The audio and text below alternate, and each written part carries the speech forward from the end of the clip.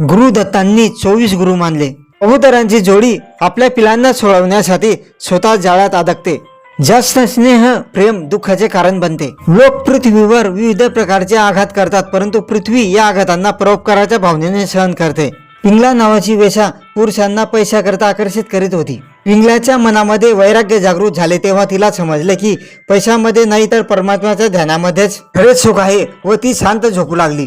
सूर्य वेगवेगळ्या माध्यमातून वेगवेगळ्या प्रकारे प्रकट होतो। आपला आत्मा देखील एक आहे, परंतु तो सूर्यासारखा अनेक रूपात प्रकट होतो। वायू ज्याप्रमाणे चांगल्या वाईट ठिकाणी प्रवाहित होऊनही हवेचे मूळ स्वरूप बदलत नाही, त्याप्रमाणे आपण चांगल्या वाईट लोकांसोबत असलो तरी आपले गुण सोडू नयेत। हरिण मौज मजेत इतके मग्न राहते की त्याला आजूबाजूला वाघ आला तरी लक्षात येत नाही, म्हणून इतके बेफिकीर राहू नये। समुद्राप्रमाणे आपणही चढ उतारामुळे थांबू नये।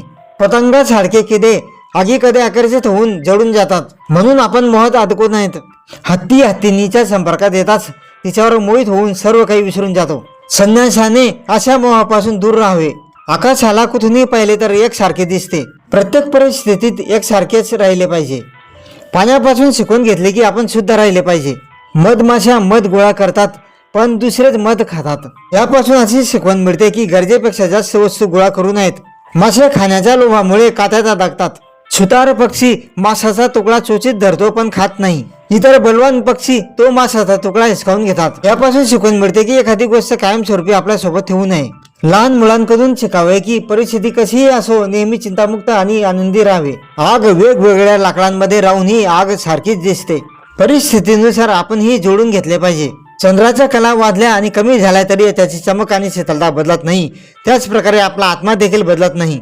गुरु दत्तांनी एका बाण बनवणाऱ्याला पाहिले। तो बाण बनवण्यात इतका मग्न होता की राजाची स्वारी त्याच्या जवळून पुढे गेली, पण त्याला ते कळले नाही। आपणही आपल्या कामात मग्न असले पाहिजे। कोणत्याही संन्यासाने एकट्याने जीवन जगले पाहिजे आणि जागोजागी ज्ञानाचा प्रसार करत राहिले पाहिजे, हे दत्तांनी सापाकडून शिकले। स्पायंदर कोळी एक जाळे बनवतो, त्यात राहतो आणि शेवटी संपूर्ण जाळे स्वतःच गिळतो। भगवंतही आपल्या मायेने विश्व निर्माण करतो आणि शेवटी ते विश्व स्वतःमध्ये सामावून घेतो। चांगले असो वा वाईट, मन ज्या ठिकाणी लागेल विचारही तसेच होतात, असे भृंगी कीटकांकडून दत्त शिकले। मधमाशा आणि भुंगा वेगवेगळ्या फुलांचे परागकण घेतात। आपण जेथून सार्थक गोष्टी मिळतील त्या ग्रहण कराव्यात। अजगराकडून समाधानाने जगायला शिकले पाहिजे असे दत्त म्हणतात। मार्गशीर्ष पौर्णिमेच्या दिवशी विशेषतः मृग नक्षत्रावर आणि सायंकाळच्या गोरज मुहूर्तावर दत्तात्रेयांचा जन्म झाला, त्यामुळे याच दिवशी दत्त जयंती साजरी केली जाते। दत्त जयंतीच्या सर्व भाविकांना मंगलमय शुभेच्छा।